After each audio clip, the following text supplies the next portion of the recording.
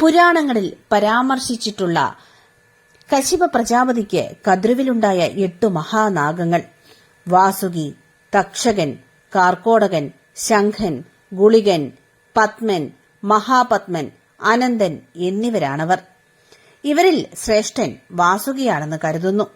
ദേവാസുരന്മാർ പാലാഴി മഥനം ചെയ്തപ്പോൾ കയറായി ഉപയോഗിച്ചതും ത്രിപുരദഹനത്തിൽ ശിവന്റെ വില്ലിൽ ഞാണായി നിലകൊണ്ടതും വാസുകിയാണ്.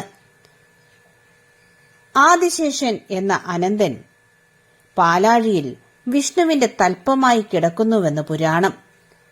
തക്ഷകന്റെ ഉഗ്രവിഷം പ്രസിദ്ധമാണ്.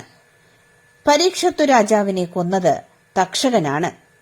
നളന്റെ കഥയിൽ നളനെ ദംശിക്കുന്നത് കാർക്കോടകനാണ്. അഷ്ടനാഗങ്ങളെ ക്ഷേത്രങ്ങളിൽ ആരാധിച്ചു വരുന്നു.